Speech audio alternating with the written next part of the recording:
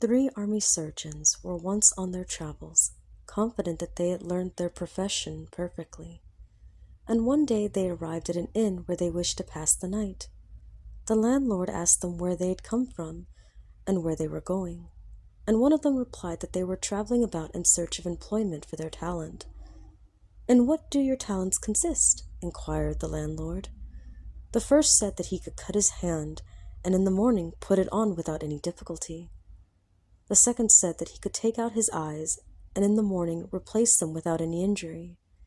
And the third declared that he could take out his own heart and put it back in again. "Can you do these things?" said the landlord. "Then indeed you are well taught."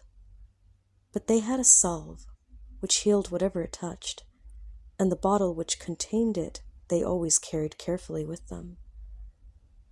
So the one cut off his hand, another took out his eyes, and the third cut out his heart, as they had said, and gave them on a dish to the landlord, who delivered them to the servant to put them in the cupboard till the morning. Now this servant had a sweetheart on the sly, who was a soldier, and he, coming in, wanted something to eat. As soon as the landlord and the three surgeons had gone to bed, the maid opened the cupboard and fetched her lover something. But in her hurry she forgot to shut the door again, and sat down at the table with the soldier, and they made themselves merry. While she sat thus, expecting no misfortune, a cat strolled in, and seeing the cupboard door open, snatched the hand, heart, and eyes of the three surgeons, and ran away with them. As soon as the soldier had finished, the maid went to put the dishes away in the cupboard, and she then saw that the plate which her master had given to her was gone. She was terribly frightened, and exclaimed, "Oh, what will become of me? The hand is gone, and the heart is gone, and the eyes too. How shall I manage in the morning?" "Be quiet," said her sweetheart. "I will help you out of your difficulty. On the gallows outside hangs a thief, whose hand I can cut off. Which was it?" "The right," she said, and gave him a sharp knife, with which he went to cut off the right hand of the criminal, and brought it in. He then caught the cat and took out her eyes. What was to be done of the heart?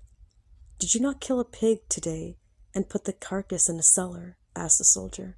"Yes," said the maid. "Then that is just the thing," returned the soldier.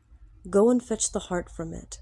The servant did so, and they placed all three on the plate and put them in the cupboard, and then her sweetheart having taken leave, the maid went to bed. On the morrow, when the three army surgeons were up, they bid the servant fetch the plate with which lay the hand, the heart, and the eyes. She brought it from the cupboard, and the first man spread the hand with the salve, and immediately it joined to his wrist as if it had grown there.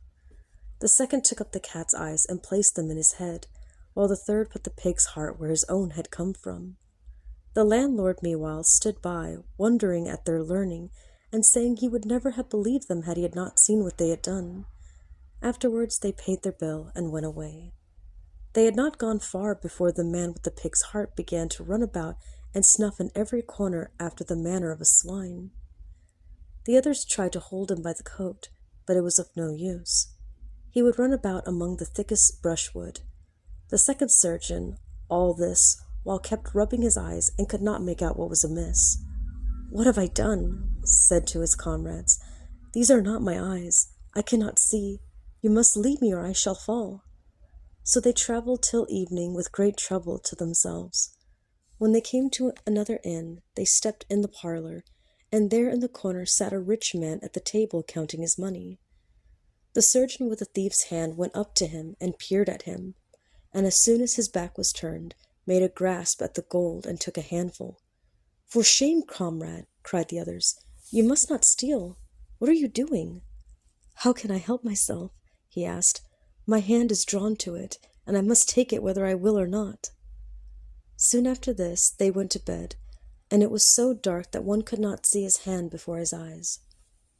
All at once the surgeon with the cat's eyes woke up, and disturbing the others, cried out, "See, see, how the white mice are running about in the room!" The two others thereupon raised their heads, but they could not see anything. "It is evident to me now," said the first surgeon, "that we not have our own. We must go back to the landlord who deceived us." The following morning they rode back to the first inn, and told the landlord that they had not received their own things again. For one had got a thief's hand, another a pig's heart, and the third a cat's eyes. The landlord thereupon went to call the servant, but she had escaped out to the back door as soon as she saw the surgeons coming, and did not return. The three now threatened to set fire to the house if the landlord did not give them a large sum of money, and the poor man was compelled to give them all he could scrape together, with which they went away. But although they had enough to last them their lifetime, they each would rather have his own hand, heart, or eyes than all the money in the world.